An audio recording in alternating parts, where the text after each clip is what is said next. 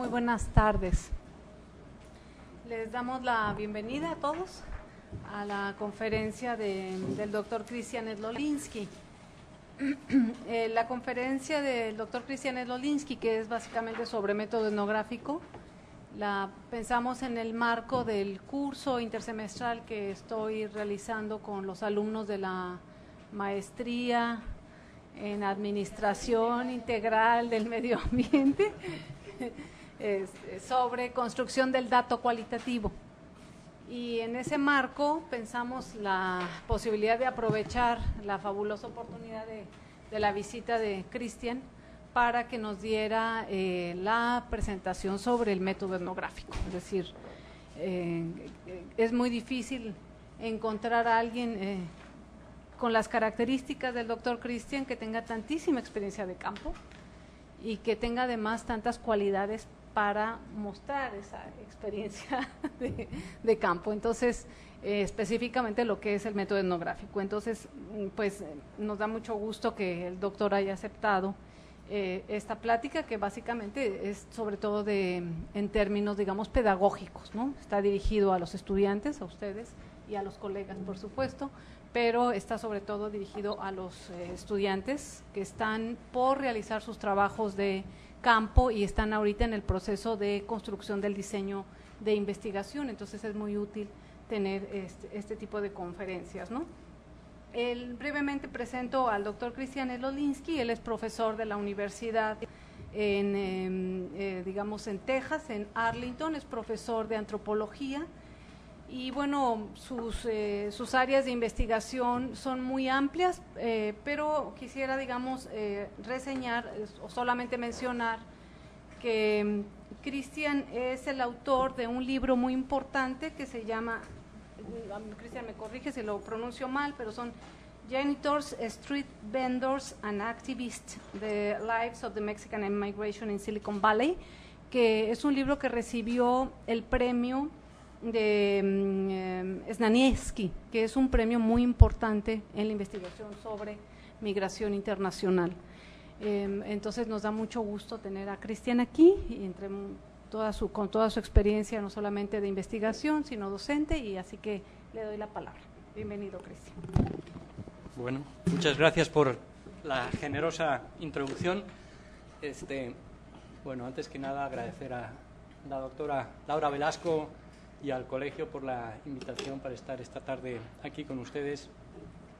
Para mí siempre es un placer regresar aquí al colegio, donde estuve como investigador en el Departamento de Estudios Sociales por 6 o 7 años, ya he perdido la cuenta, desde mediados de los 90 hasta el 2001 estuve acá, y siempre tengo muy buenas memorias de aquella estancia. Entonces me da mucho gusto cualquier oportunidad que tengo para regresar por acá. La plática de hoy la he planteado básicamente como un taller para introducir y comentar algunos de los aspectos fundamentales que caracterizan al método etnográfico, que es el método que generalmente los antropólogos como yo soy antropólogo de formación, usamos en nuestra investigación. Entonces, lo estoy planteando como un taller para dar una panorámica general sobre el método, enfocarme fundamentalmente en los aspectos prácticos del método. Entonces voy a cubrir una visión panorámica. La limitación de eso es que no voy a entrar en profundidad en ninguno de los aspectos, pero bueno, al menos ustedes espero salir de esta plática con un entendimiento general de en qué consiste el método etnográfico, y cuando se encuentren por algún antropólogo por allá, si hay algún antropólogo, por cierto, aquí, antropóloga en la sala. Qué bueno. Digo, aparte de los ex colegas, pero me refiero a los estudiantes. Entonces, lo que voy a hacer es, he dividido la presentación en distintas partes, en 5 partes. La primera es, voy a dar una caracterización bastante breve de en qué consiste el método etnográfico, ¿sí? Después, en la segunda, voy a hablar un poco del quehacer, lo que llamamos el quehacer del antropólogo en el campo. en qué consiste ese método etnográfico cuando uno está en el campo. Sí. En la tercera parte voy a hablar brevemente de algunas de las técnicas de investigación que el antropólogo, que el etnógrafo emplea cuando está en el campo. No voy a tener tiempo de hablar de todas y cada una de ellas, pero les voy a nombrar algunas las más importantes. ¿Sí? Después voy a hablar de lo que yo llamo las señas de identidad de una buena etnografía. La etnografía es el resultado final del trabajo de campo etnográfico, ¿no? Aquello que se publica. Entonces yo les voy a hablar lo que considero lo que son las cualidades de una etnografía de calidad o que denotan el quehacer competente del etnógrafo. ¿Sí? Y finalmente quiero hablar de algunos de los principios éticos que guían o deben de guiar el trabajo del antropólogo en el campo. Y me alegro que aquí pues haya algunos antropólogos y antropólogas para comentar, ¿no? Antes de comenzar, lo que me gustaría decir es, según vaya hablando, si ustedes tienen preguntas o comentarios, por favor, háganlos. No esperen hasta el final, porque creo que de esa manera lo hace un poco más dinámico, lo cual es especialmente importante a estas horas después de la comida, donde... ¿Sí? Bueno, vamos a empezar entonces con qué es el método etnográfico, ¿no? El método etnográfico es fundamentalmente una estrategia empírica de investigación, ¿sí? Una manera de abordar problemas de investigación que uno tiene. Y es una estrategia empírica de investigación que utiliza fundamentalmente, no exclusivamente, pero fundamentalmente, una técnica que se llama observación participante, ¿sí? Como manera de obtener la información cualitativa en el campo, y que está orientada a recoger, documentar en detalle tanto el comportamiento, las acciones de los sujetos que estamos estudiando, es decir, de lo que hacen, como de su discurso, del discurso que ellos tienen sobre lo que hacen y sobre la manera en que ellos interpretan sus acciones, ¿sí? Entonces el método etnográfico trata de enfocarse en esos dos elementos, acciones y discurso. La manera de hacer esto es mediante el trabajo de campo etnográfico. Y aquí lo que quiero resaltar es que no todo trabajo de campo es etnográfico, ¿no? Muchas veces oímos que gente dice, yo voy a campo, he hecho trabajo de campo. El trabajo de campo etnográfico es muy específico, ¿sí? Y es diferente. Entonces quiero marcar algunas de las características que distinguen este tipo de enfoque etnográfico. En primer lugar, como ustedes saben, los antropólogos, es un método que lleva mucho tiempo, los estudios se hacen a largo plazo, ¿sí? Exigen estancias largas de investigación en el campo, y generalmente no solamente una estancia larga, sino regresar al campo en repetidas ocasiones para tener una visión un poco diacrónica de los procesos que estamos estudiando, ¿sí? Antiguamente en los Estados Unidos, si uno hacía un doctorado en antropología, se esperaba que después de terminar los cursos y pasar la defensa del proyecto de tesis, uno se iba y no se le volvía a ver por lo menos por 2 años.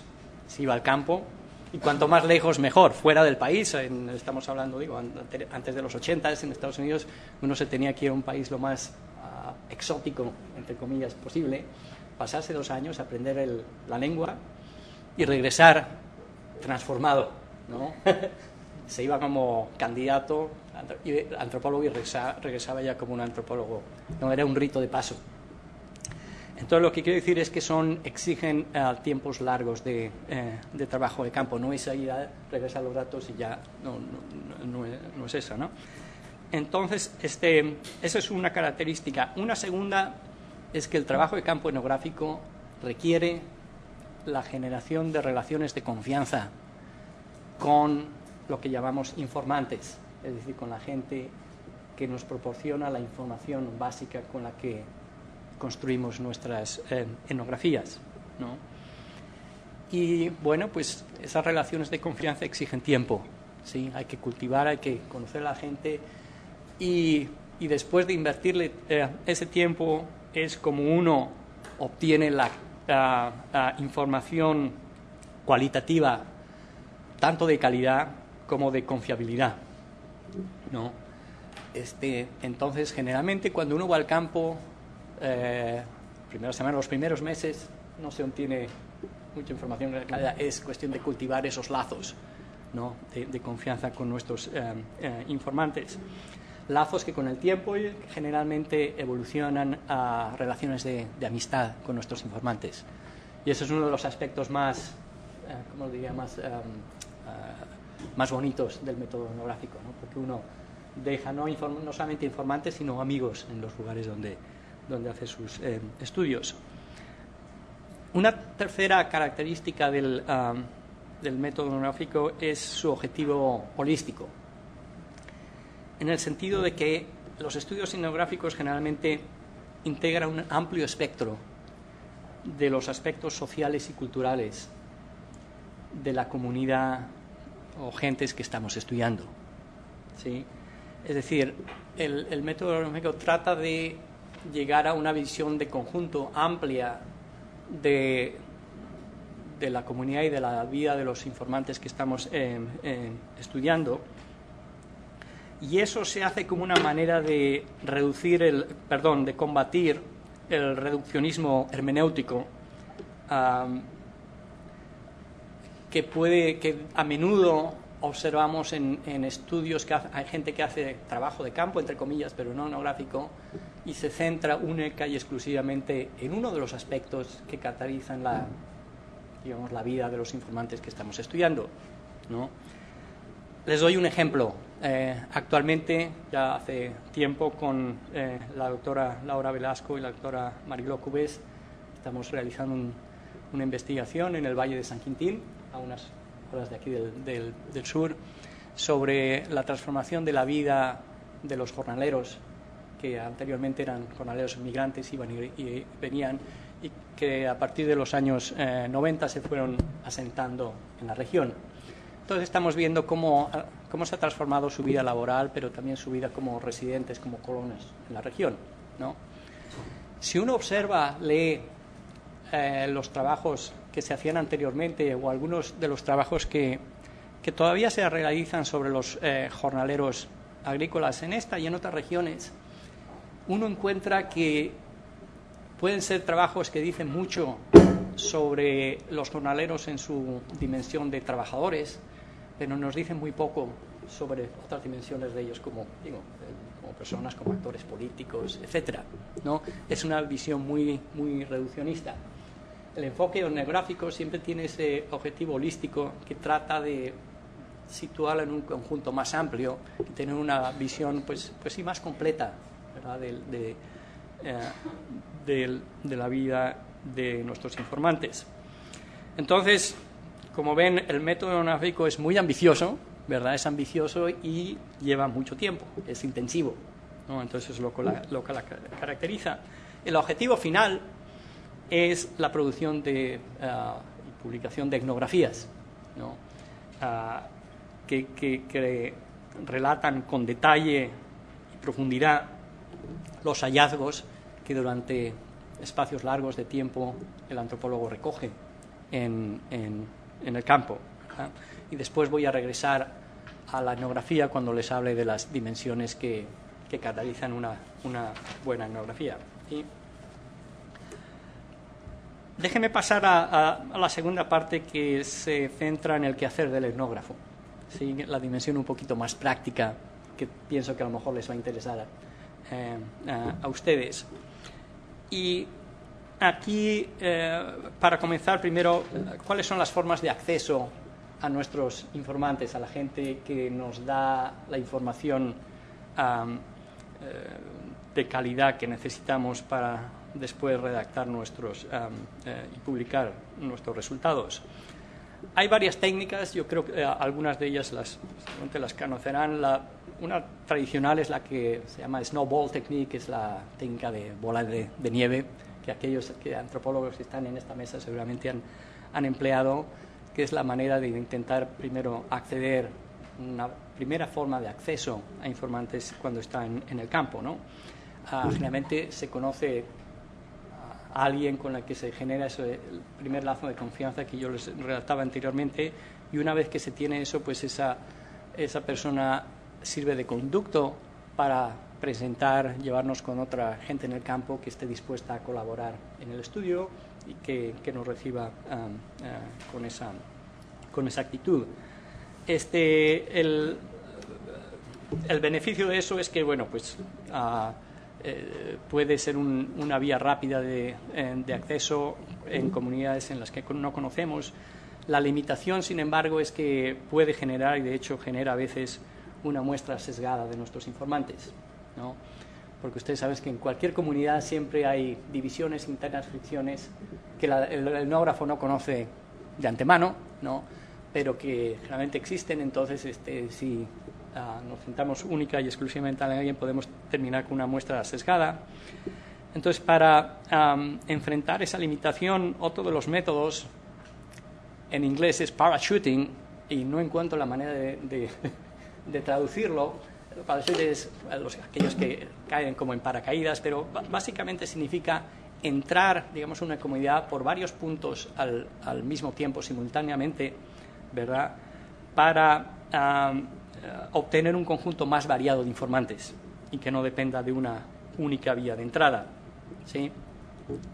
Por ejemplo, volviendo al trabajo de campo que estoy realizando actualmente en San Quintín, una de las misiones mi rol en el proyecto es hacer trabajo etnográfico en colonias, y la manera que he empleado para entrar en estas colonias son, por un lado, por algunos líderes visibles en la colonia, ¿no?, que pueden ser, pues, que tienen puestos reconocidos en los comités de colonia, ¿verdad?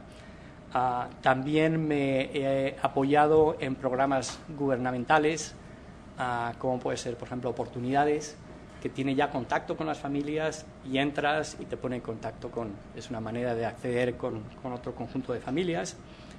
Y una tercera manera que he usado es conociendo a trabajadores, a jornaleros. Entonces, a partir de ellos que vienen a esa colonia, pues tengo acceso a gente, familiares y otros parientes que vienen a la misma colonia. El punto aquí es tratar de diversificar las vías de entrada para no tener o no acabar con una muestra sesgada de informantes. Otro tema práctico es lo que nosotros llamamos informantes clave, ¿no?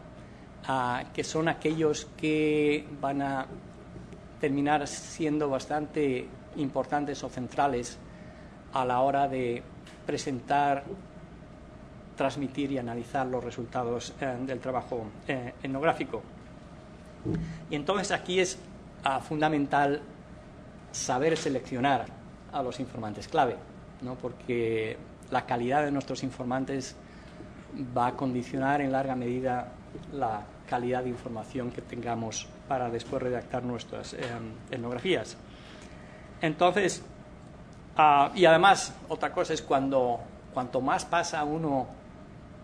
tiempo pasa uno en el campo, si al principio uno tiene pocos informantes y no sabe de dónde agarrarse, cuanto más tiempo pasa y más conoce, al final la gente va y te va presentando más y más, y uno ya no sabe cómo darles cupo a todos, ¿verdad? Entonces hay que tener ahí ciertos criterios, a ver qué hacer, ¿no? Entonces, hay algunos criterios, cada uno los etnógrafos los maneja de manera diferente, pero yo diría que la calidad de los informantes clave depende de tres características. Una primera es aquellos informantes que tienen un discurso articulado, ¿verdad? Que muestran un conocimiento de la realidad sobre que se les está interrogando.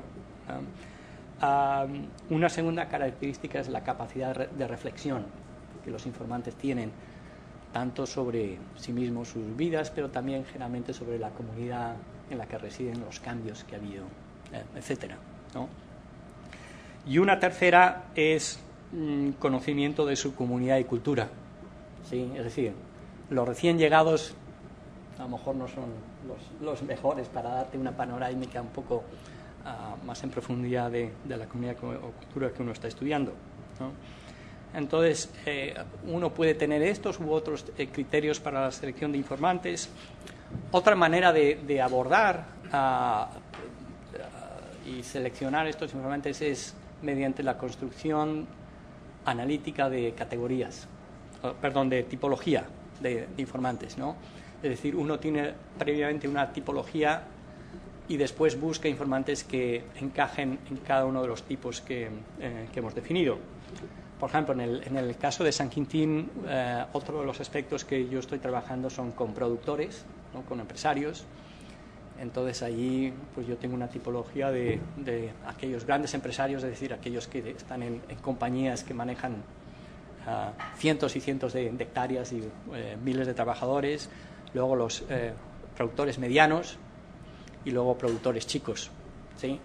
Entonces, dentro de uno de esos, uno va encajando a los productores y luego, en base a los criterios anteriores, pues selecciona uno y los utiliza para un poco ilustrar cada uno de esos tipos, ¿no?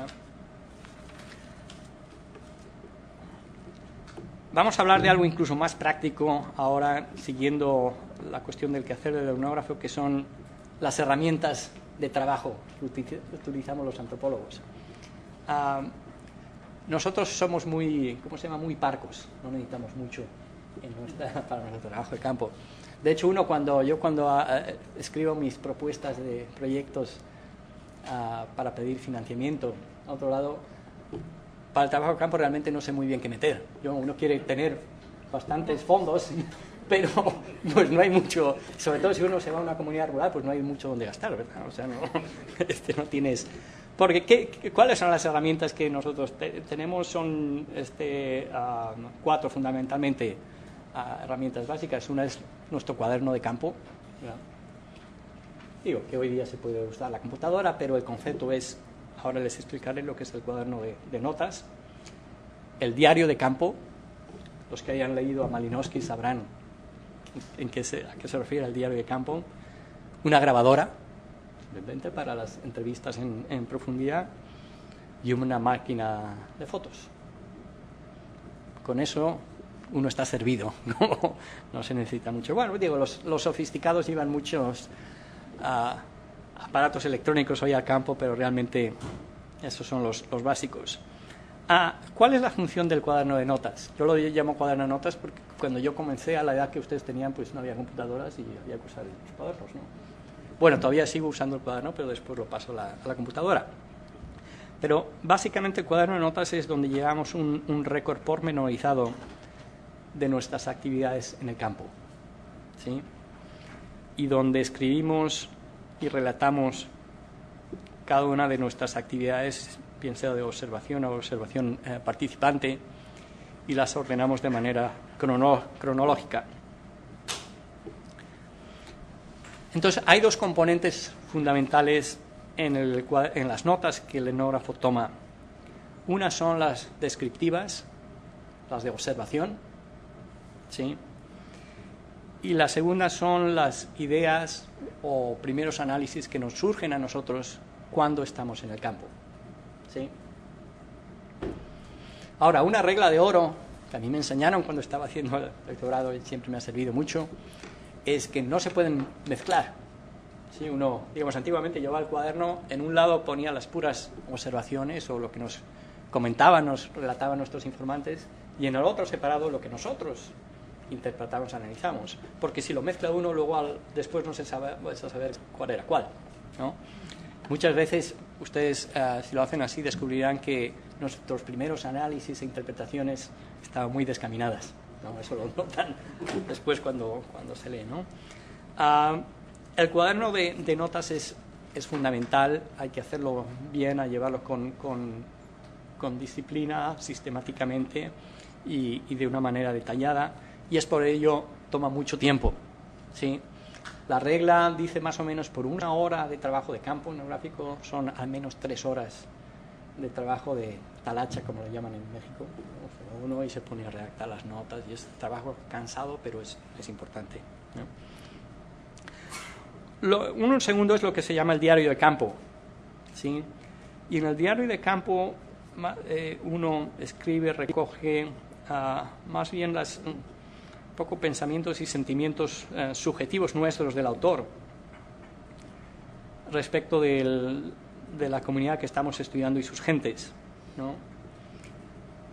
El antropólogo, por naturaleza, es un ser inadaptado en el lugar donde está haciendo el trabajo de campo, porque uno se va a una comunidad que no conoce y generalmente tiene experiencia de alienación, soledad, muchos antropólogos de depresión, si pasan largos tiempos en el campo sin regresar ¿no? Entonces todo eso, estas cosas se reflejan en el diario del campo, y no solamente por cuestión de terapéutica, sino porque después, cuando uno lee esto, ayuda a situar al antropólogo en la etnografía que después realiza. Hoy día ya no se puede pretender que el antropólogo es, como dicen en inglés dice fly on the wall, ¿no? La mosca en la pared que observa la realidad, ¿no? Como un ojo de Dios, y él no tiene o ella no tiene ningún papel o presencia, ¿no? Al contrario, hoy es una exigencia reflexionar y describir cómo nuestra presencia y nuestros propios prejuicios pueden haber sesgado o no los resultados que estamos presentando. Entonces el diario de campo también ayuda después a uno reflexione sobre este tema y sea capaz de transmitirlo en la etnografía. Las entrevistas, las grabaciones de entrevistas son otro instrumento, puesto que sirven para recoger el testimonio y el discurso de nuestros informantes en sus propias palabras, en sus propios términos, ¿sí?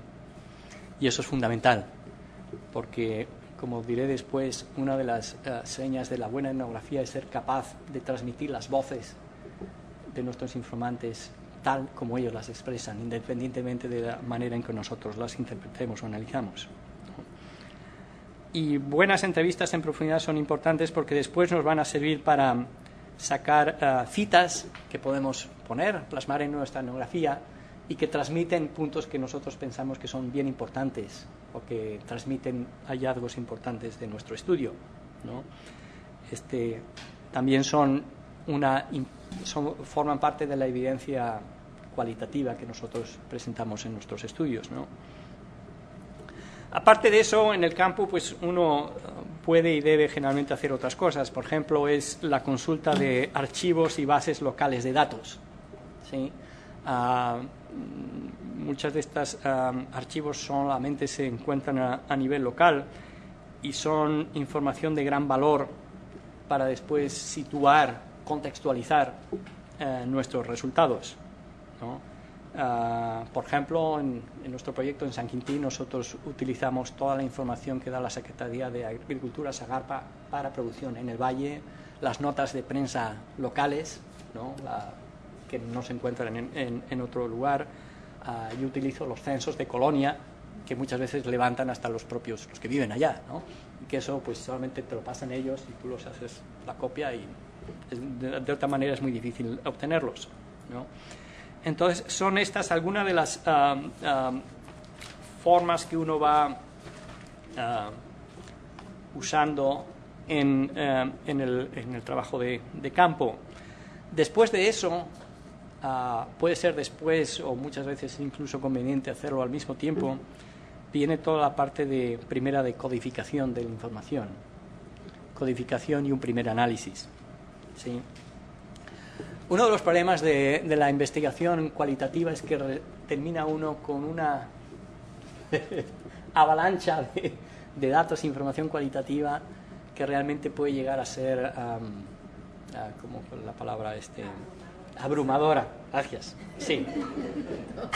Y en muchos casos paralizante. Uno ya no sabe, ¿no? Entonces, ahí está la primera parte de codificación de la información. Lo primero que uno hace como antropólogo es leer, familiarizarse, empaparse con las notas de campo. Sí, las lee, las de esto. Y un segundo paso es darles cierto orden, ¿sí? Darles cierto orden para empezar a distinguir los árboles del bosque, ¿verdad? Porque cuando uno está en el campo es muy difícil de hacer eso. Alguien creo que tiene una llamada por ahí. Entonces, bueno, antes de que estuvieran las computadoras, ¿cómo hacíamos? Pues terminábamos con un montón de... Y bueno, los poníamos en un cuarto y había hojas por todos sitios, intentábamos nosotros organizar. Hoy día, pues afortunadamente ya hay programas de software que facilitan mucho el proceso de codificación y de primer análisis, ¿no? Donde vamos leyendo nuestras notas de campo y sí codificándolas en base a los términos, conceptos, ideas que consideramos que son importantes, ¿no? Yo, gracias entre otras, aquí a mi amiga y colega Laura Velasco, utilizo Atlas T, que es muy útil para eso, pero hoy día hay un montón de programas, Newdies, un montón de programas para trabajar con datos etnográficos, ¿no? Pero eso es una labor fundamental. La codificación en realidad es ya un primer nivel de análisis, ¿no? Y cuando uno hace codificación empiezan a surgirle unas primeras ideas de análisis que las escribe. Los softwares te permiten hoy escribirlas en formas de memo, ¿no? Y que luego te van a facilitar el trabajo de análisis posterior. Esos son algunos aspectos, digamos, prácticos del quehacer del etnógrafo. Déjenme hablarles de las técnicas de investigación ahora, las técnicas etnográficas, perdón. ¿Sí? Algunas de las técnicas etnográficas, porque hay muchas, pero me voy a centrar en algunas de las más importantes. Como dije antes, la más importante es la observación participante, ¿sí? Que quiere decir que el antropólogo se supone que va a conocer la comunidad, se involucra y no solamente observa, sino participa en las actividades cotidianas de la comunidad y del grupo que estamos estudiando, ¿no? Entonces, si hay algo que defina el trabajo del antropólogo, el trabajo etnográfico, es la observación participante, ¿sí? Digamos, y aunque los antropólogos no tienen el monopolio sobre el método etnográfico, ¿no? Ustedes saben que, por ejemplo, los sociólogos urbanos, el método etnográfico es algo bastante desarrollado, ¿no? Dentro de la observación participante, pues hay realmente distintos niveles de participación, ¿no? Es decir, puede ser la observación no participante, ¿sí? O sea, le llamamos observación participante, pero en realidad es como un rango, ¿no? De distintas. La observación no participante es cuando uno, pues por su condición, no puede participar, solamente puede observar, ¿no? Digamos, si uno le dan acceso al lugar de trabajo de nuestros informantes en una empresa o en el campo con los jornaleros, pues uno lo único que puede hacer es conversar con ellos, observar, tomar notas detalladas, etcétera, ¿no? Hay antropólogos que cuando es posible les gusta la observación participante y, por ejemplo, van y los contratan como, digamos, trabajadores en una fábrica, ¿no? Para aprender y saber experimentar en primera persona eso, ¿no? Michael Barway es un sociólogo, pero usa el método etnográfico. Es como comenzó hace ya muchas décadas en una fábrica, no recuerdo de qué, pero comenzó como trabajador y a partir de ahí empezó a generar sus relaciones con otros trabajadores en la misma planta para entender cuestiones de control laboral en el lugar de trabajo, etcétera. Y la otra es cuando es más participación que observación, ¿sí? Por ejemplo, yo cuando estaba haciendo el trabajo de los janitors, que son los trabajadores de la limpieza que mantienen los edificios de alta tecnología en el Silicon Valley, que son mexicanos, por cierto, la mayoría de ellos indocumentados. Algunas veces ellos salían y se organizaban en sindicato para obtener mejoras en sus condiciones de trabajo, o iban y participaban en rallies, manifestaciones. Entonces yo ahí simplemente iba, apoyaba, ¿no? Entonces ahí era más, digamos, participación que observación. Lo que quiero decir es que es un término general, pero que abarca distintos enfoques. Una segunda técnica etnográfica son las entrevistas de campo, ¿sí?, que, como decía antes, están encaminadas a recoger en detalle el discurso de nuestros informantes y sus voces y perspectivas como actores sociales. Ahora, dentro de las entrevistas de campo hay distintos tipos. ¿Sí? Hay 3 tipos, específicamente. El primero son entrevistas abiertas, donde realmente apenas hay un guión que nosotros llevamos al campo y que es especialmente útil al comienzo en el trabajo de campo para recoger lo que para nuestros informantes es importante, ¿no? Porque uno puede llegar diciendo estos son los temas fundamentales de acá, pero realmente uno va bastante descaminado, para darles oportunidad de que ellos mismos identifiquen lo que es importante, significativo, ¿no? Entonces, las entrevistas abiertas son útiles generalmente en una primera fase del trabajo de campo para sensibilizar al etnógrafo sobre esa temática. Un segundo tipo son lo que llamamos entrevistas semiestructuradas, en donde ya existe un guión mucho más concreto, organizado en torno a los temas que son fundamentales para la investigación, ¿sí?, pero que siempre dan flexibilidad, dan cabida, dan espacio para que el informante pueda salirse de ella y hablar de algo que es relevante o significativo para ellos, ¿no? Y el buen etnógrafo, después de eso, pues vuelve a traer al informante al guión, ¿no? Es como una danza, digamos, con él, ¿no? Y luego una tercera son las entrevistas ya estructuradas, ya más cerradas, ¿sí?, que son útiles generalmente ya al final del trabajo de campo, cuando uno conoce bien la comunidad, conoce bien los temas que son importantes y ya simplemente quiere recoger información puntual sobre esos temas, y entonces sirve como una herramienta útil para ese fin.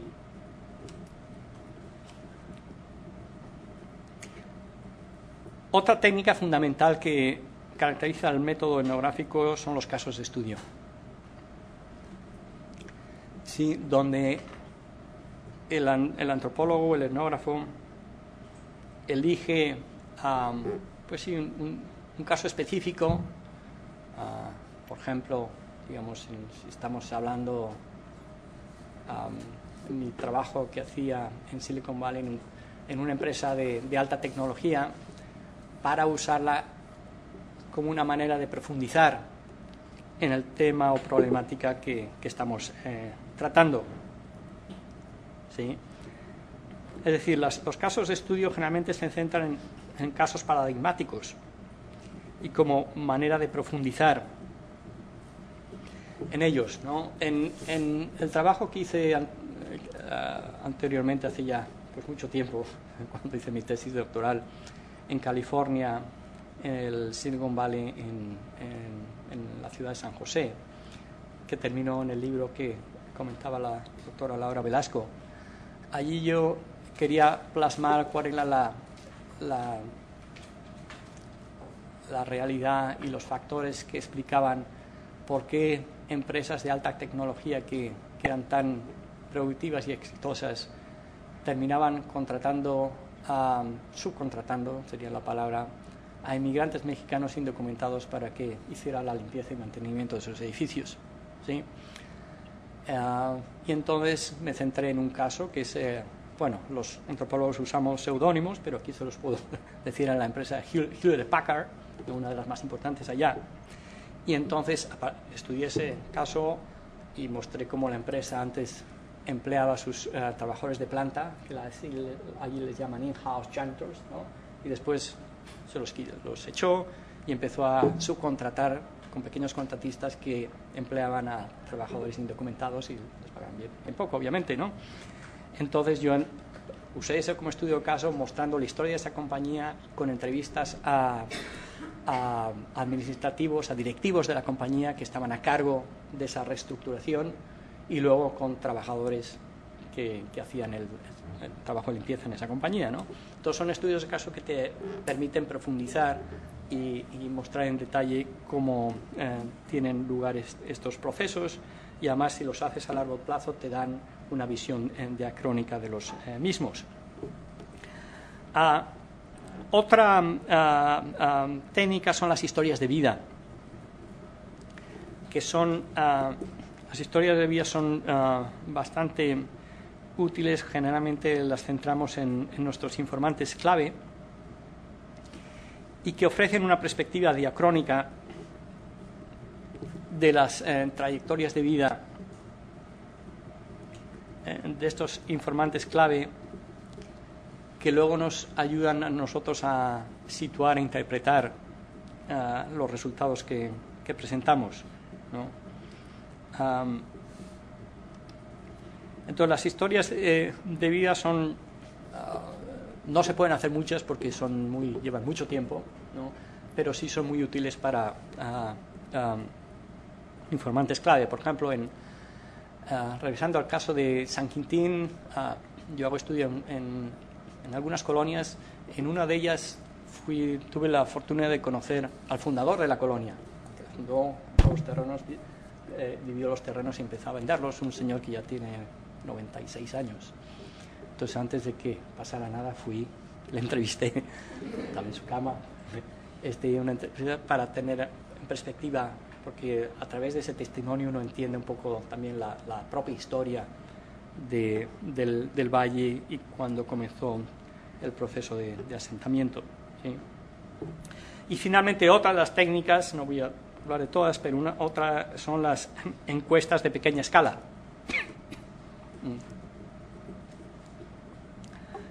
cuyo objetivo no es tanto obtener datos cualitativos, sino datos cuantitativos de un espectro más amplio de informantes, que te den información, ¿cómo se dice?, de contexto, de background, ¿no? Donde luego después tú puedas situar la información más cualitativa de tus informantes clave, ¿sí? Pero por lo menos tienes unos datos cuantitativos donde situarlos. Para ilustrar, ¿no? Volviendo al ejemplo anterior, yo tengo informantes clave en algunas colonias, pero aparte de eso tengo algunas encuestas por hogares que me ayudan después a situar los hallazgos de las entrevistas en profundidad en un contexto más amplio de la población que vive en esa colonia, ¿no?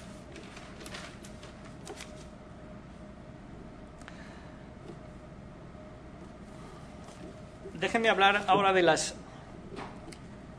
lo que yo llamo las 7 señas de identidad de la buena etnografía, ¿no? Digo, yo pongo 7, pueden ser, es una cuestión arbitraria, ¿verdad? Pero de lo que le llaman la etnografía competente, ¿sí? Porque todo lo que les he relatado precede a lo que es, después de la codificación y el análisis, viene la redacción de nuestros resultados, ¿no? Y la producción de una etnografía. ¿Y la etnografía qué es la etnografía? Pues es el resultado final del método etnográfico, donde se presentan los hallazgos de una manera detallada y se interpretan o analizan los mismos. Entonces, ¿cuáles son esas, digamos, señas o características de identidad? La primera es que ofrezca una descripción densa, detallada y matizada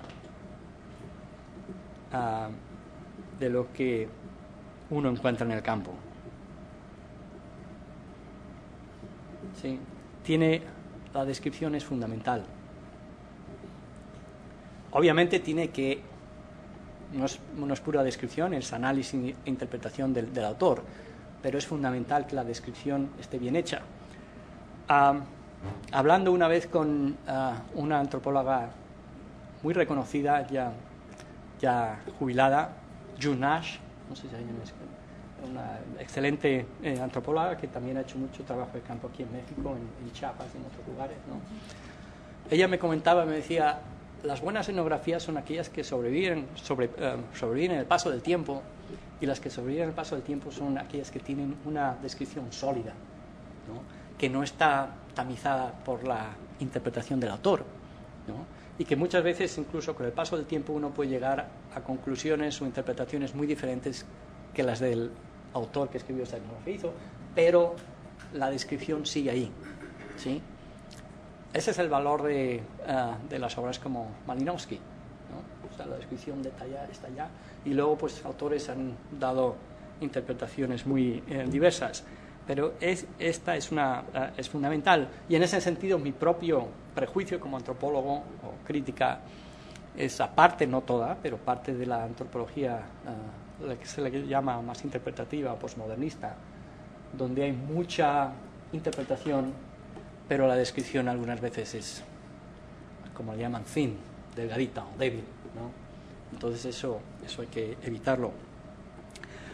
Una segunda señal de identidad es aquella que da prioridad, respeta y da prioridad a las voces y perspectivas de nuestros informantes, ¿no? Está relacionada con la anterior, pero que respeta la perspectiva de los informantes sin imponer las interpretaciones del autor. Y presenta a nuestros informantes en toda su complejidad.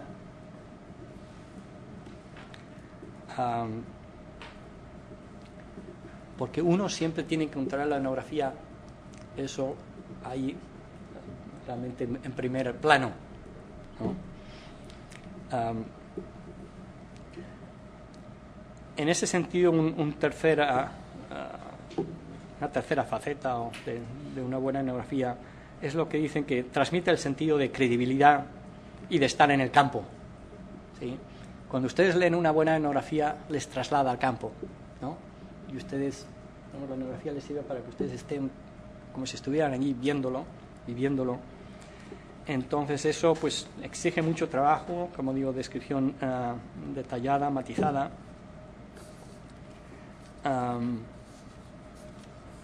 Y entonces eso es lo que le da, digamos, credibilidad a la etnografía. Hay un trabajo excelente de una antropóloga que se llama Nancy Shepherd Hughes, que está en Berkeley, que escribió un excelente libro ya hace tiempo. Estoy seguro que está traducido al español.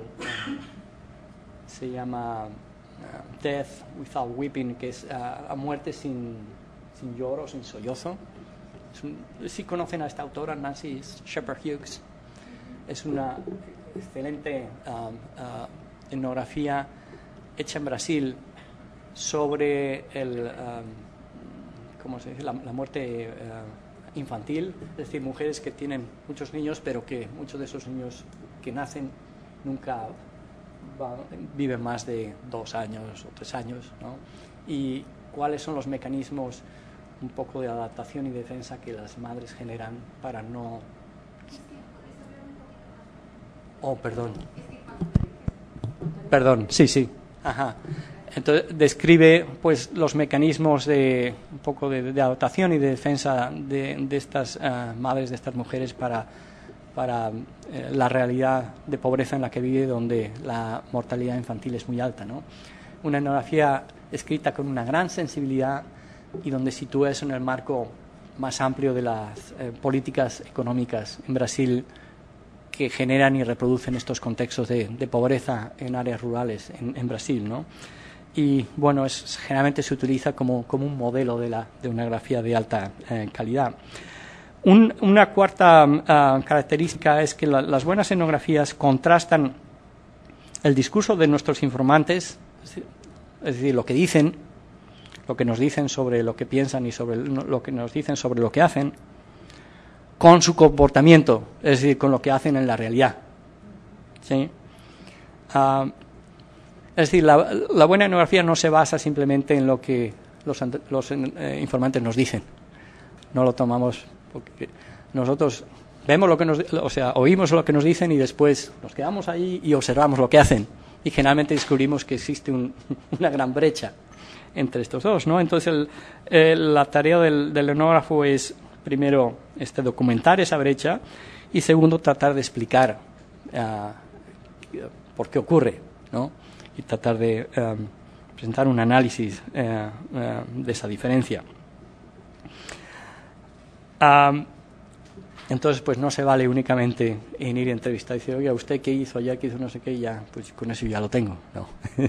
Hay que estar allí, quedarse con ellos, generar esas relaciones de confianza y observarlos en sus vida cotidiana y en sus contextos cotidianos.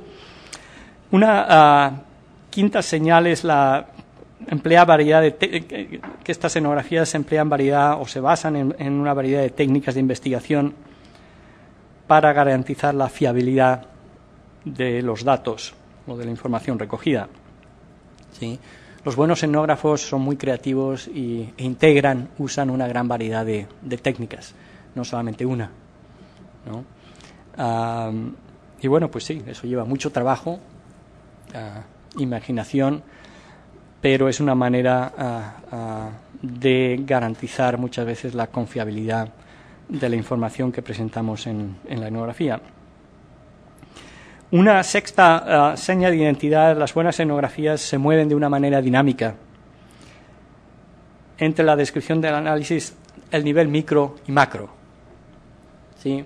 El nivel micro es generalmente lo que nosotros observamos en el campo, ¿sí? La realidad que nosotros documentamos en el campo, pero el desafío del etnógrafo es conectar esa realidad micro con los factores estructurales que están condicionando el comportamiento, los resultados que nosotros observamos en el campo, ¿sí?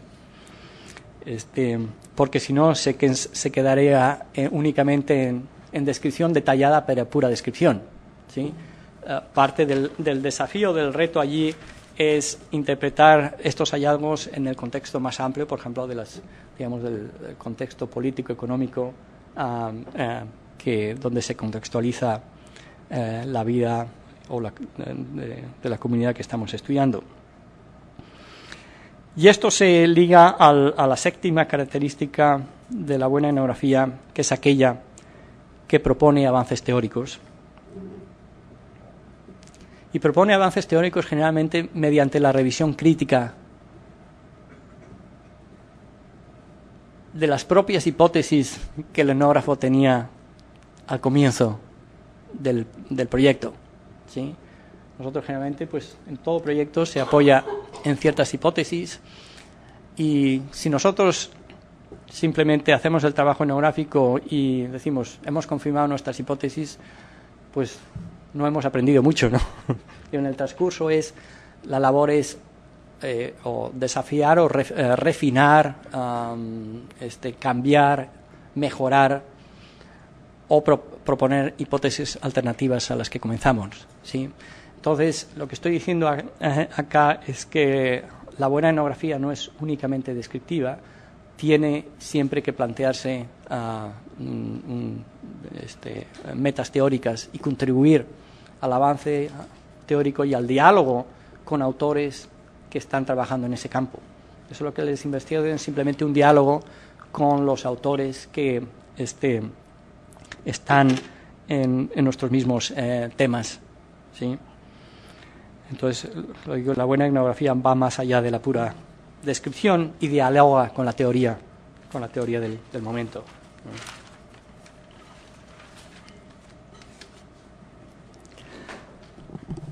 Finalmente, quisiera hablar de algunos principios éticos del método etnográfico. Puesto que los etnógrafos tenemos que sujetarnos a ciertos principios básicos que guíen nuestro quehacer en el campo, ¿sí?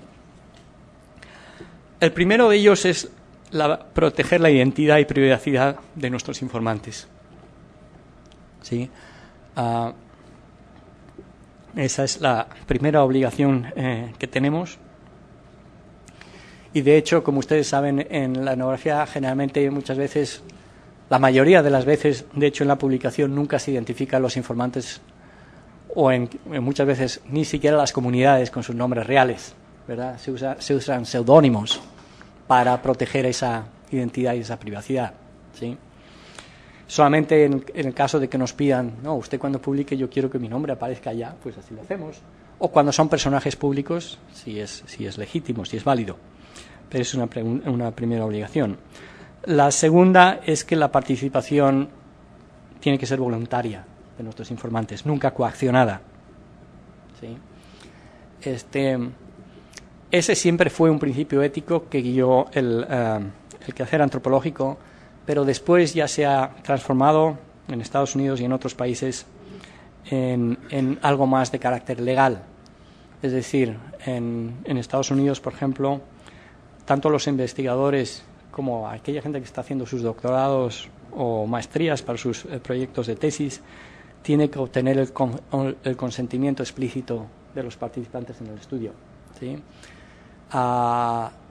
Si uno está en Estados Unidos, generalmente se pide el consentimiento escrito de los participantes. ¿Sí? Si uno está fuera, donde por ejemplo en las culturas donde eso no es tan común, le dan la oportunidad de conseguir el consentimiento oral, donde uno le explica al informante cuál es el objetivo del estudio, en qué consiste, de dónde salen los fondos, etcétera, ¿no? Entonces, eso es bien importante. Desde hace ya mucho tiempo, como digo, en Estados Unidos, Canadá, otros países, existen los comités donde uno manda la propuesta y tienen que ser aprobados por este comité antes de que el estudiante pueda ir a hacer trabajo de campo. Tiene que tener todo ese consentimiento para poder comenzar. ¿Sí? Una tercera principio ético es evitar, siempre en lo que sea posible, cualquier consecuencia negativa o daños que puedan resultar de la publicación de nuestros estudios sobre la comunidad o los informantes que nos ayudaron en nuestro trabajo, ¿no? Entonces uno tiene que tener sentido común y el juicio necesario para saber qué información se puede presentar, cuál otra no y cómo presentarla, ¿no? Y tener un poco ese sentido de anticipación, de saber que esto es una obligación importante a largo plazo para la comunidad que estudiamos. Un cuarto principio ético es el de la reciprocidad. Y básicamente la reciprocidad, lo que estamos diciendo es que si nosotros nos apoyamos y obtenemos información de la gente con la que estamos trabajando, pues hay que hacer todo lo posible para dar algo a cambio, ¿no? Los tiempos donde los antropólogos iban, agarraban toda la información que podían y se regresaban para avanzar sus metas profesionales y luego se olvidaban de sus comunidades de estudio, pues ya es pasado, ¿no? Entonces hay una obligación de reciprocidad, puede ser a corto plazo, ¿no? Ayudando en lo que uno pueda a la gente con la que está trabajando.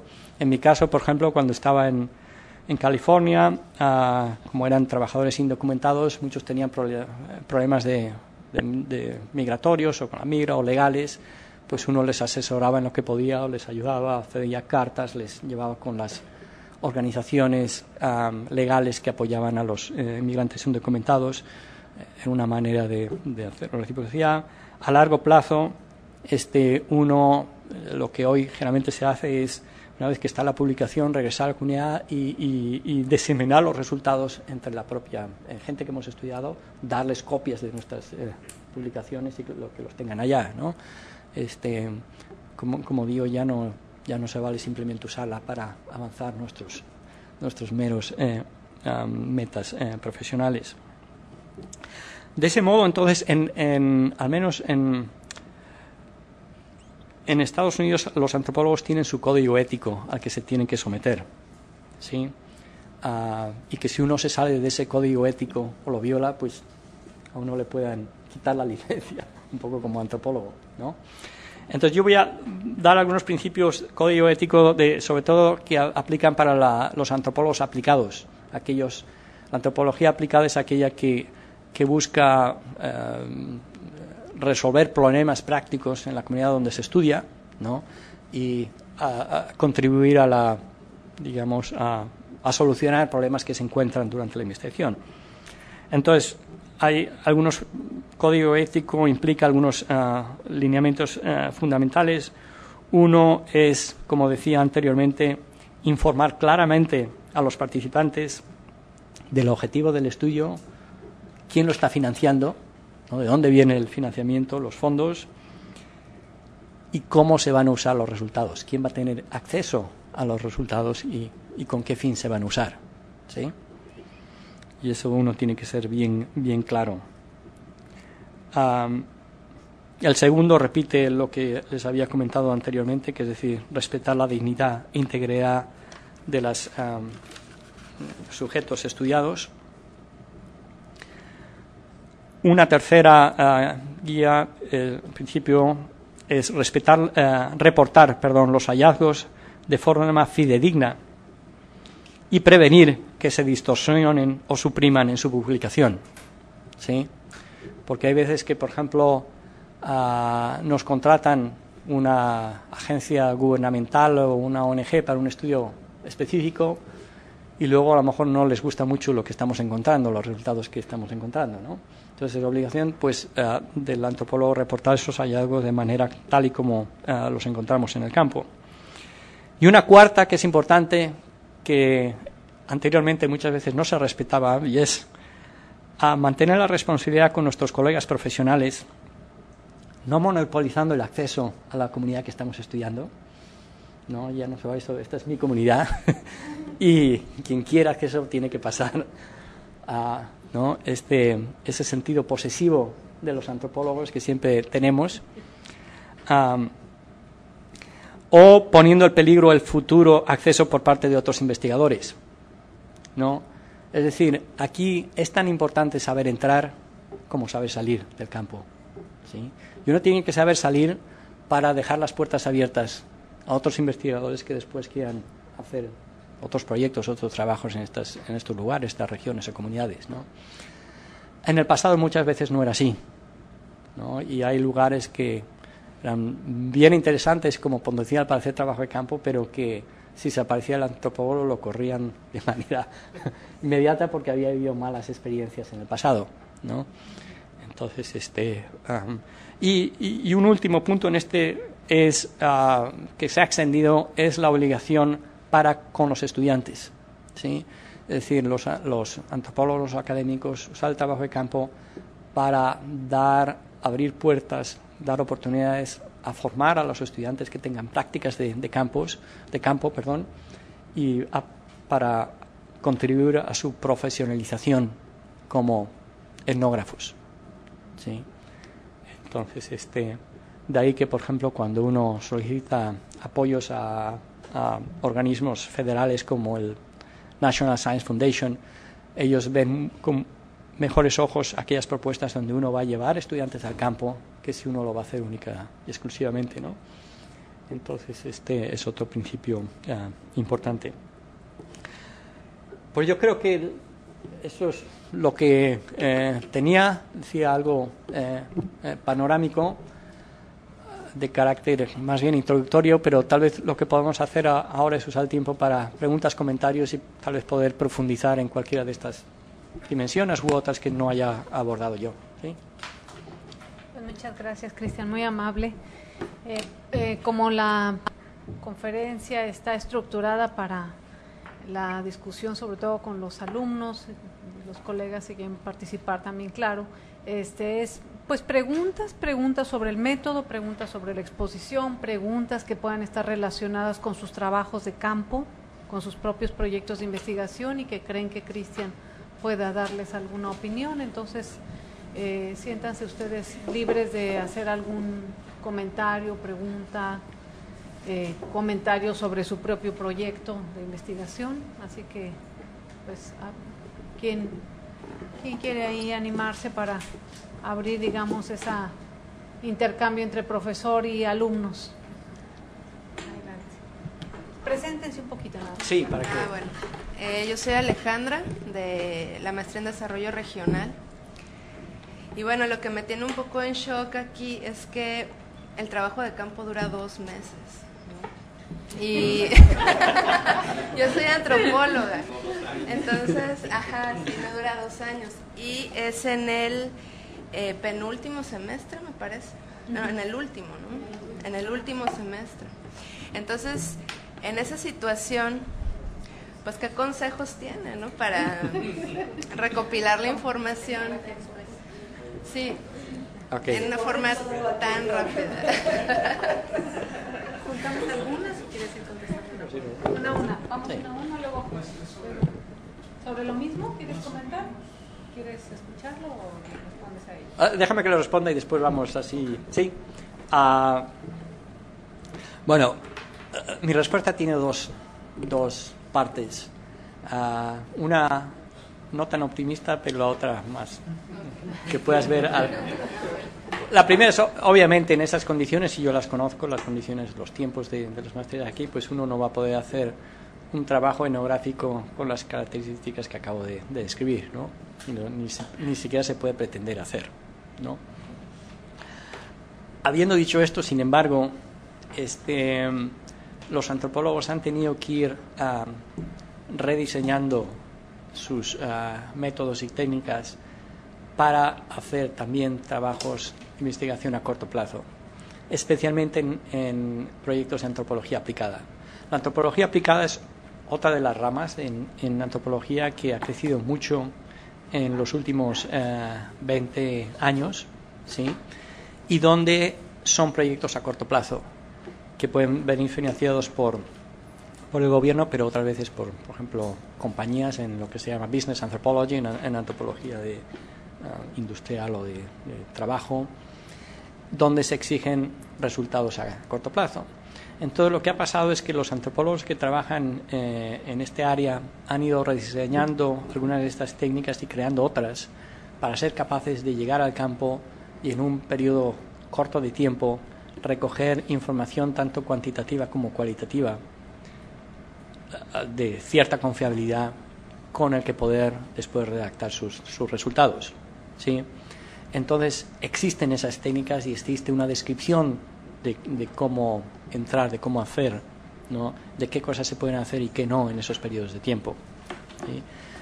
Entonces, en ese sentido, si tu objetivo, si tú lo que planteas en tu proyecto es usar el método etnográfico, entonces ahí sí que te sugeriría que leyeras la descripción de los métodos por parte de antropólogos aplicados, porque eso te va a dar buenas pistas de cómo hacerlo en el campo, ¿no? Entonces, después, si quieres, puedes dar tu correo y yo te mando algunas referencias y hay una descripción muy somera, clara de un poco de las técnicas que se pueden emplear, ¿no? Entonces, tal vez eso te dé un poco de salida para... Gracias. Hola, buenas tardes. Soy Gael, egresado de la maestría en estudios socioculturales.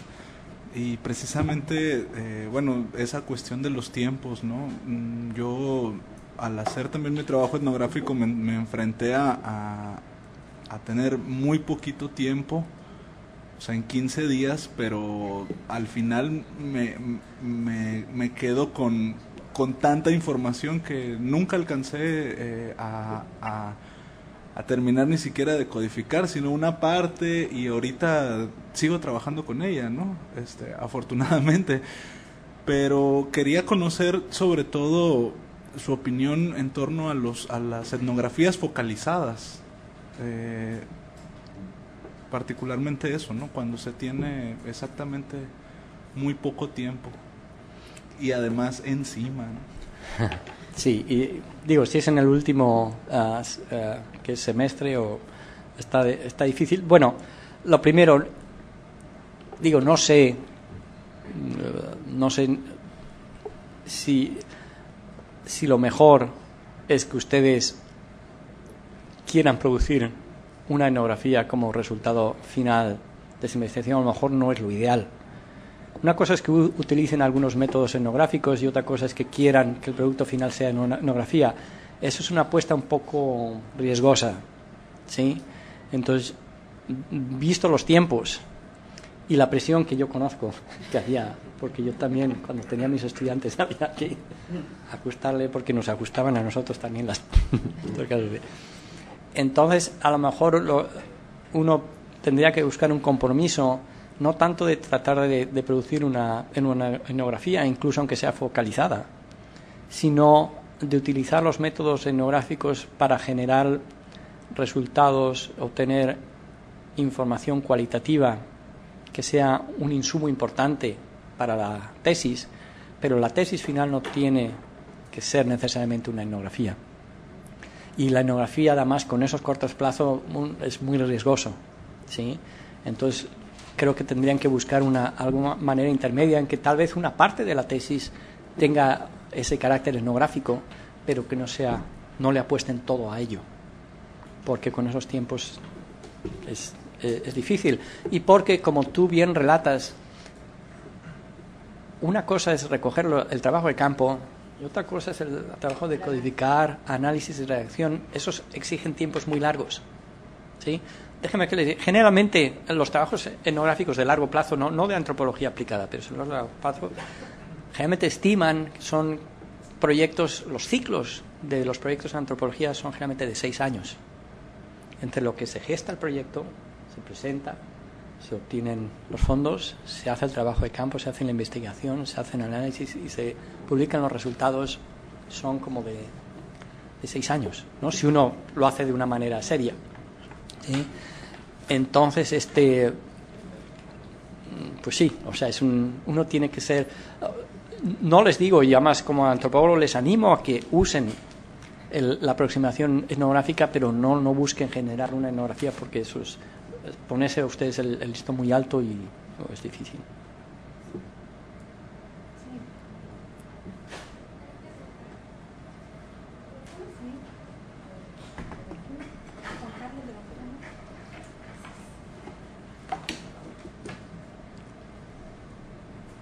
Buenas tardes. Buenas. Mi nombre es Ángela Serrano, soy estudiante del doctorado en Ciencias Sociales.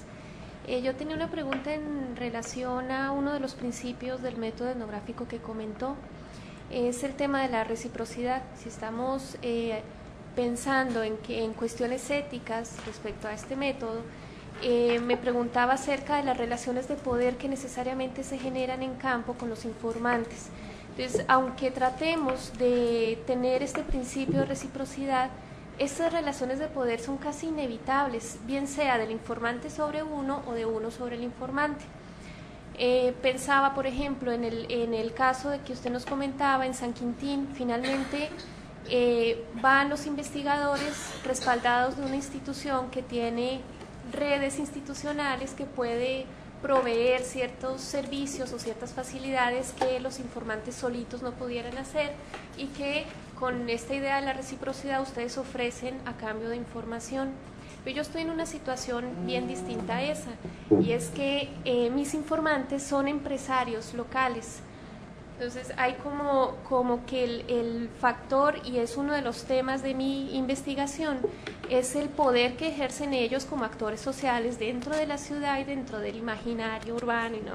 Digamos que es un actor con mucho poder local, y el tema del poder sobre mí, ¿no? Que soy, pues estaría nada más yo indagando y observando y haciendo mi trabajo de campo, pues me ubica como en otra relación de poder. Entonces, bueno, no sé si hay algún caso, una experiencia suya o algo que usted me pueda comentar al respecto de esta relación que trasciende el ejercicio de campo con los informantes, ¿no? Sí, no, excelente comentario y me alegro que hayas planteado la cuestión de relaciones de poder, porque es fundamental en el campo, ¿no? Y de nuevo la antropología clásica ignoraba esas relaciones de poder, ¿no? A la hora de presentar los resultados, y algo que ha contribuido desde los cambios en antropología de los años 70, 80 es tenerlos muy en cuenta y plasmarlos en nuestras etnografías con una reflexión crítica sobre cómo esas relaciones de poder afectaron la relación con nuestros informantes y afectaron la manera en que hayan afectado los hallazgos y la manera en que los vemos, ¿no? Entonces, eso es un primer punto fundamental. En cuanto a la reciprocidad, pues sí, esa es una situación diferente la tuya.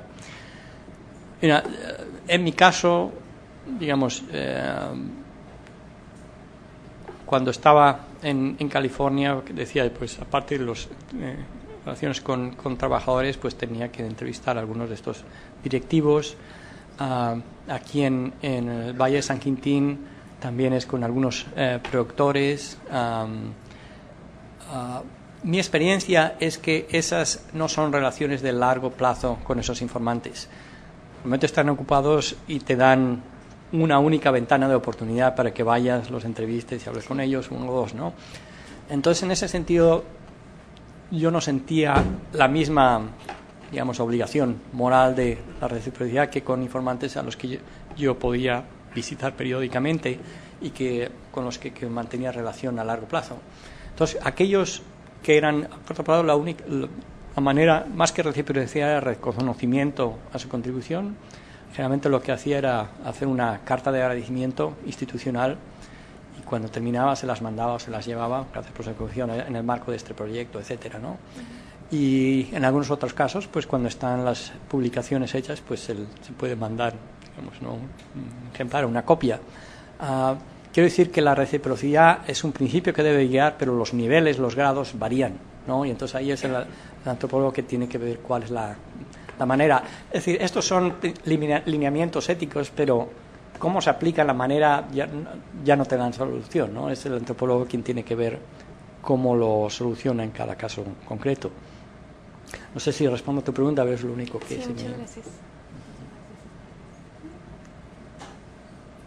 Yo soy Claudia Delgado, también estoy en el doctorado en Ciencias Sociales y mi pregunta era sobre si conoces técnicas etnográficas para trabajar con niños, porque generalmente, por ejemplo, los informantes claves los entendemos, por ejemplo, a través de las entrevistas y la tipología que tú nos dabas y todo, la entendemos más como en trabajo que desarrollamos con adultos, pero el trabajo con niños hasta desconozco pues si hay como técnicas muy precisas o muy desarrolladas para trabajar con ellos y quería saber si tú los conoces. Desafortunadamente no puedo ayudarte allí. Sí, existen maneras de abordar el estudio con menores, así como también los lineamientos éticos cuando se trabaja con esa población. Y, digamos, en el caso de Estados Unidos es especialmente difícil, más difícil, digamos, obtener la aprobación para trabajar con ese tipo de población. Por ese motivo yo no he hecho mucho trabajo con menores, ¿no? Entonces no conozco muy bien cuáles son las técnicas particulares, pero sé que están ahí con los antropólogos que se centran en ese tipo de población, pero más allá no te podría decir cuáles son.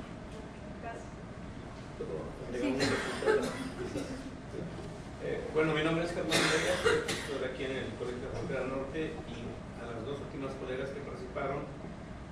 Hay estudios bastante interesantes, como el caso de la tesis doctoral de Humberto González, que él hizo sobre el empresariado agrícola.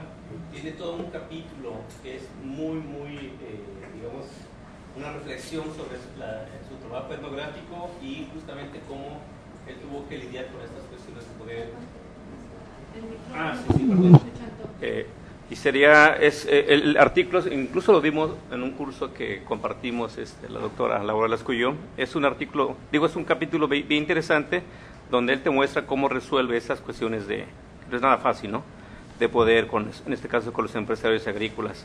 También de alguna manera el libro de Luis Vázquez sobre el nuevo Leviatán te maneja mucho estas cuestiones de las asimetrías de poder y cómo, por ejemplo, él intentó hacer un estudio entre los antropólogos y fue muy difícil, lo tuvo que hacer con arqueólogos, pero muestra muy bien cómo lidias de alguna manera con esas cuestiones de poder. Y finalmente, sobre este asunto de los niños, bueno, yo ahorita estoy escribiendo sobre los niños indígenas de Hidalgo. Hay un libro que a mí me gusta mucho y es una técnica que a veces se usa poco, que el libro se llama Gender Play. ¿Cómo? Y es Gender Play.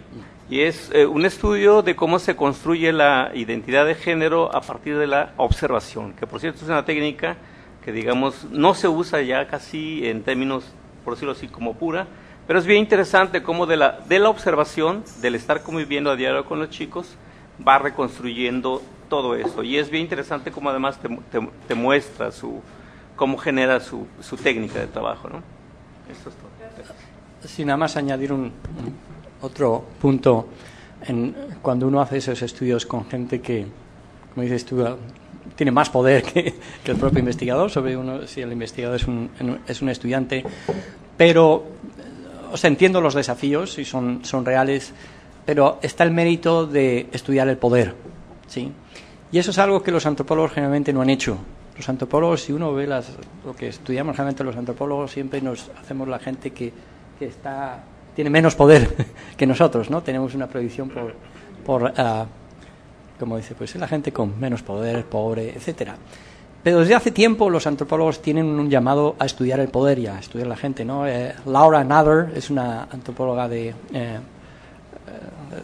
antropología política, está en la Universidad de Berkeley, y decía ella, we need to study up, ¿no? Estudiar hacia arriba, estudiar a la gente. Ese llamado lo hacía, no me acuerdo, en los años 80 y digo, hay gente que lo ha tratado, pero todavía no estamos ahí. Entonces, entiendo que tú ves esas dificultades, pero también tienes que ser consciente del mérito y de que eso es algo que no está suficientemente explorado, pero que hay que hacerlo.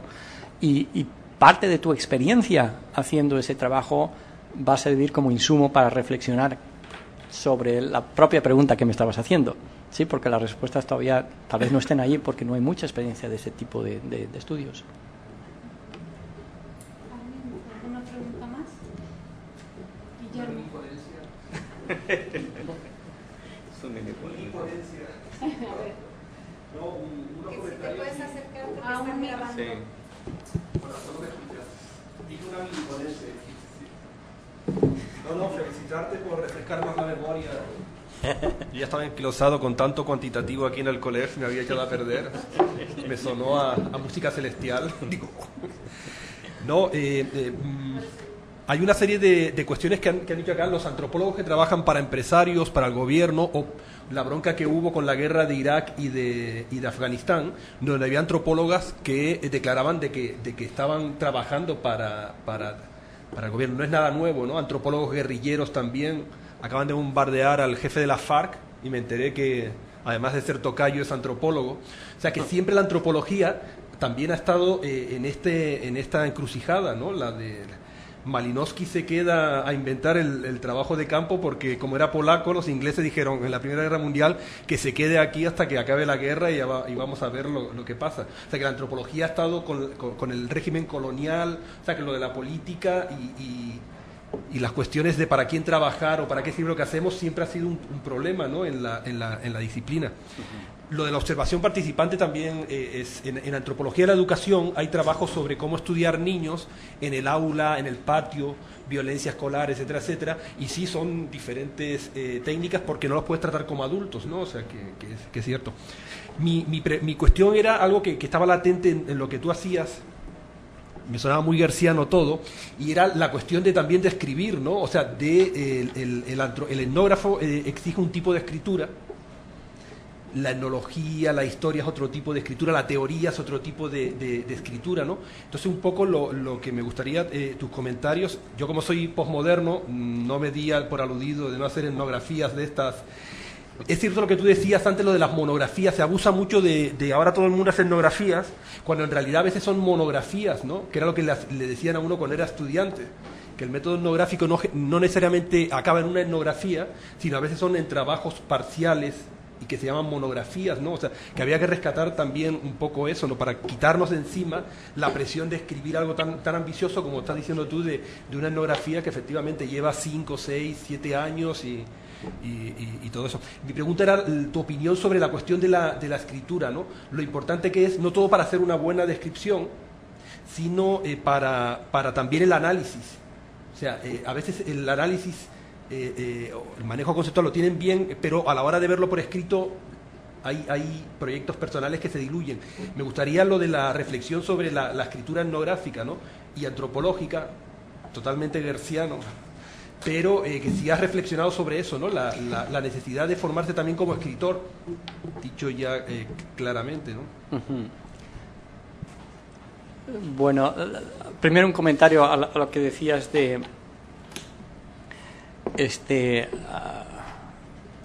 los tiempos en los que generalmente hoy se hace la antropología. Lo que he descrito ahora es un poco el modelo clásico. Hoy día poca gente se puede permitir el lujo de irse 2 años, desaparecerse y hacer un trabajo y regresar. Ya no existe eso, es un lujo, ¿no? Y de hecho lo que uno descubre en la academia, ahora que estoy en la academia en Estados Unidos, es que la manera de hacer antropología ha cambiado radicalmente. Los únicos que pueden hacer todavía trabajo un poco extenso son aquellos que están haciendo su investigación para doctorado, no para sus tesis. Pero la gente, los académicos, ya no pueden hacer eso. ¿Cuándo hacen el trabajo de campo? En el verano. ¿Van? Y hacen un trabajo mucho más rápido, más fast track, ¿no?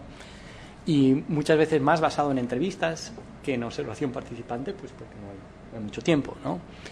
Y efectivamente, y como hay mucha presión para publicación, pues ya no terminan, como tú decías, siempre en etnografías, sino en pequeños artículos, en revistas que se centran en algo muy, muy específico, ¿no? Entonces, está esa experiencia también, quiero decir que no creo que todo es de tan largo plazo, ¿no? Pero yo, en mi opinión, es que la calidad del producto etnográfico ha disminuido, es decir, la calidad de la parte descriptiva ha disminuido, la cuestión de la parte teórica interpretativa es mejor que anteriormente, ¿no? Pero bueno, eso es parte. Con respecto a la escritura, eso es algo que no nos enseñan, que nosotros aprendemos, y la mejor manera de aprender a escribir es leyendo buena etnografía. Es la única manera de leer buenas etnografías que a uno le iluminan, le dan pistas, le ayudan a saber después cómo enfrentarse a la cantidad de información y datos que uno tiene, ¿no? Y de cómo tratar de mantener un equilibrio entre una buena pormenorizada descripción y un análisis fino que digamos que va por todo como hilo conductor en el trabajo y que busca un aporte teórico. No es fácil, ¿no? Y saben, o sea, uno cuando lee la publicación piensa que el autor lo escribió de corrido. Lo que ustedes leen ha pasado por no sé cuántas versiones, ¿no? Por nuestras, y después van a editores, o sea, dan muchas vueltas y es el producto final. Pero la parte de escribir es muy larga, toma mucho tiempo, ¿sí? Y por eso digo que son proyectos a largo plazo, porque después del análisis viene la parte de redacción y es también pues muy de mucho trabajo y muy intensa, ¿no? Y pues en algunos cursos en Estados Unidos se enseña a escribir, pero generalmente la mejor manera es, como digo, leyendo buena etnografía. No se me ocurre otra forma. Bueno, pues como ven, como a las 5 el camión se va, los alumnos tuvieron que salir corriendo. Veo que algunos pudieron quedarse, entonces aprovechando que estamos algunos de doctorado y algunos que están aquí de la MEC, de la Maestría en Estudios Culturales, a mí me gustaría preguntarte algo, Cristian, que es el tema un poco de la crisis en la antropología en los 70s acerca de la posibilidad de hacer etnografías de comunidad que están pensadas territorialmente, ¿no? Y que la migración o ciertos procesos de comunicación ponen en crisis la posibilidad de que la comunidad solamente tenga como principal referente la del territorio, sino que hay una dispersión y cada vez es más difícil estudiar, o sea, ¿qué comunidad estudias de una comunidad donde ya se dispersaron en no sé cuántos lugares? Es decir, un poco lo que yo creo que Marcus, ¿no? O sea, por lo menos plantea. O sea, como ¿qué pasa con esa totalización, la aspiración totalizadora de la etnografía? ¿Qué es lo total, ¿no? a lo que se aspira? Porque en parte creo que cada vez es más complicado, ¿no? Tener estos modelos de comunidad, o sea, etnografías de comunidad que cada vez son menos autocontenidas, ¿no? Y la otra es que tal vez porque lo veo con los proyectos de investigación, por las características del colegio, que no tenemos programas disciplinarios prácticamente, ¿no? Sino son interdisciplinarios los programas, Entonces la etnografía es una aproximación o se utiliza alguna de las herramientas. ¿Cómo ves tú el uso, ¿no?, interdisciplinario? Tú hablabas ahorita algo de eso, de la posibilidad de no hacer etnografías en el estilo clásico, como tú lo mencionabas, sino solo usar algunas técnicas que pudieran dar cuenta solamente de un aspecto de esa totalidad. Entonces, si ha cambiado, si han... ¿Qué hay en la antropología en estos cambios sociales que ha habido tan fuertes y que implican retos metodológicos, ¿no?, también para los estudios? Ok, bueno, respecto a la primera pregunta, voy a comenzar haciendo referencia a un comentario del amigo y compañero Guillermo que decía antes de la antropología clásica que se realizó en contextos de coloniales, ¿verdad? Pero que si uno lee las etnografías nunca se habla de esas relaciones de poder, ¿no? Sí, los antropólogos desde el principio ignoraron esas relaciones de poder y se sujetaron a la ficción de que estaban estudiando culturas prístinas, ¿no?, que no estaban influidas o determinadas en nada, ¿no? Entonces se sabe, y esa fue parte de la crítica que se hizo generalmente a la antropología clásica de una manera, pues, con toda razón, ¿no? Después de ello vienen, pues, efectivamente, todos estos procesos de globalización que hacen más difícil el desafío de mantener esa idea de que hay una simbiosis entre comunidad, unidad geográfica y comunidad, cultura, pues eso, ¿no? Entonces, pues a raíz de eso surgen propuestas de parte de antropólogos de cómo abordar la nueva realidad, ¿no?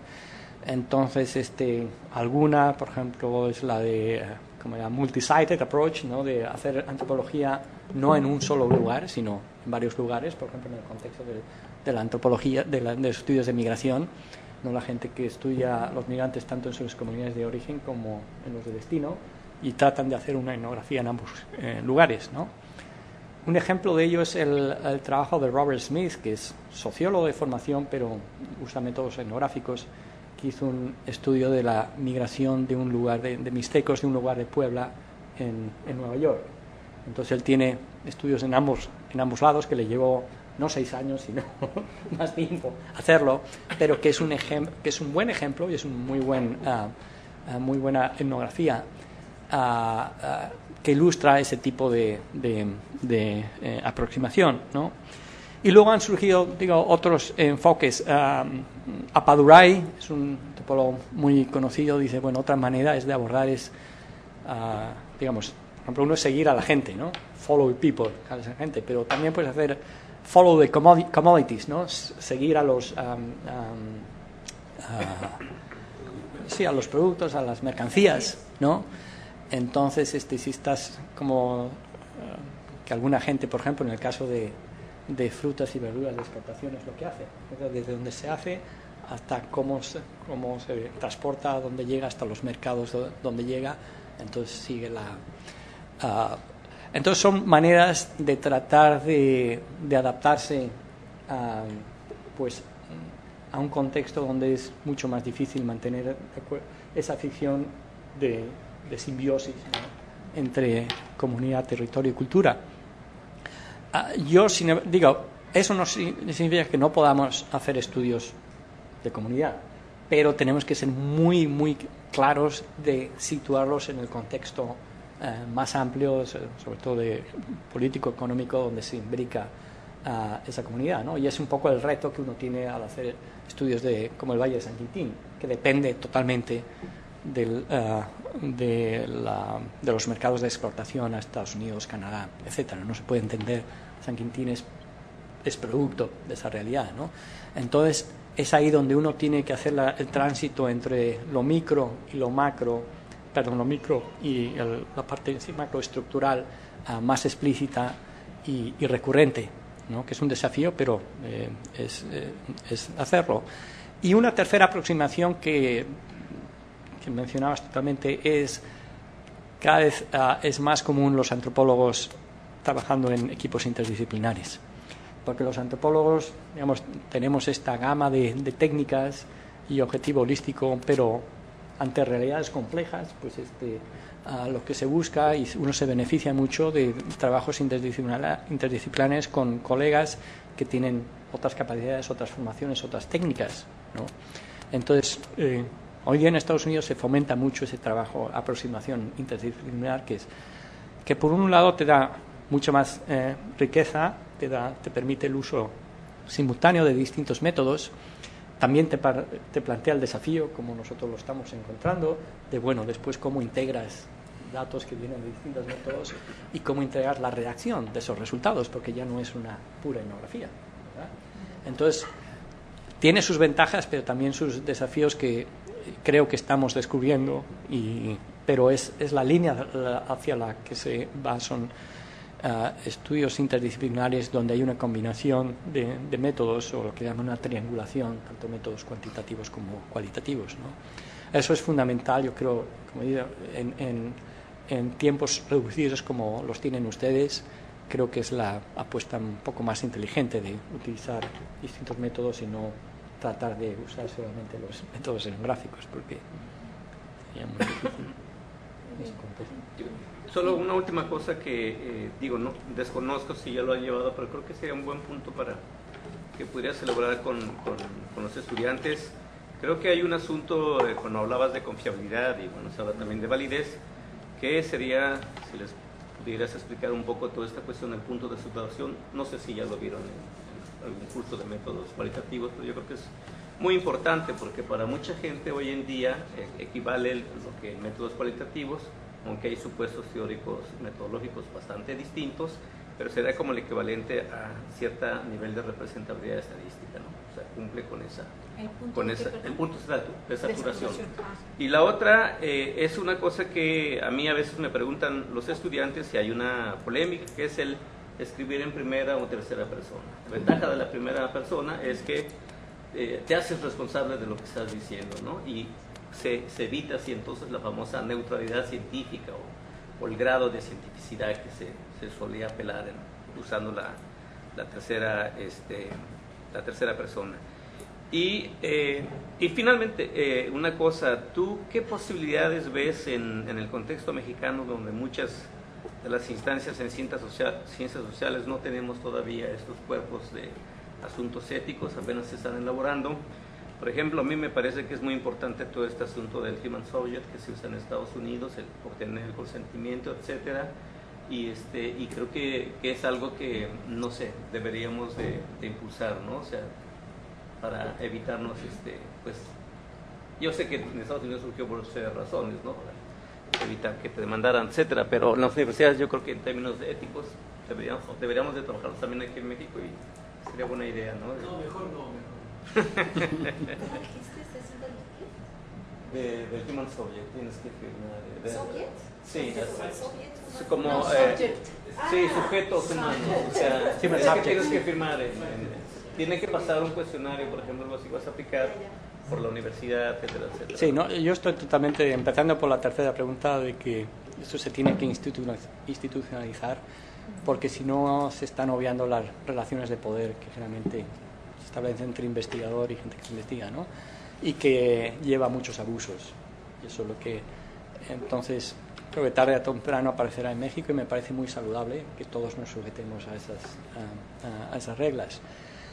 Desafortunadamente en Estados Unidos lo que comenzó como una manera de proteger la integridad de los sujetos de estudio terminó en una manera de proteger legalmente a la universidad que te está apoyando, porque no quieren que nadie les demande.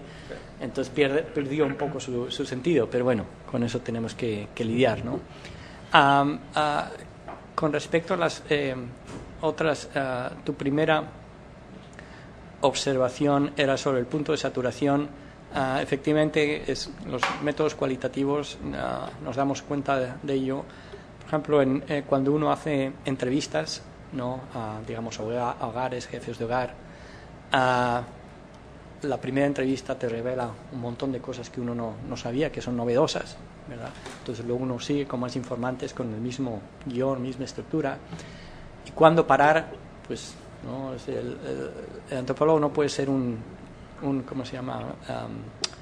Coleccionador de mariposas, ¿no? Y tratar de retratarse al mundo, sino te das cuenta de que cuando ya empiezan a una información efectivamente aparece de manera repetida, ya conocemos, ya sabemos que tal vez sea el momento de dar término a ese enfoque, a esa aproximación y después dedicarse a otras cosas, ¿no? Entonces, sí, efectivamente el punto de saturación en ese sentido funciona en algunas de estas técnicas cualitativas. El segundo punto era sobre... Para lo de escribir, hay una polémica, incluso sobre la bueno, sí. Primera o tercera persona. Yo siempre he sido partidario de, si uno es el autor, pues escribir en primera persona, porque de la otra manera es... ¿no? Pero sí, pero sí es una cuestión cultural. A mí me ha llamado mucho la atención cuando estaba aquí en México, leía libros o incluso leía propuestas de estudiantes o resultados y hablaban en nosotros. Yo veía a los autores y digo, pero no entiendo, aquí solamente hay un autor. Hay una tradición de la escritura humanista que venía de España, pero también está en Latinoamérica, de escribir. Pero en una antropología creo que si uno es el autor tiene que usarlo en primera persona. Sí, sobre todo en términos de asumir responsabilidad de efectivamente. Lo que está diciendo, ¿no? Más por eso que por otra razón. Sí. Pues, si no hay más preguntas, pues muchas gracias. Pues muchas gracias.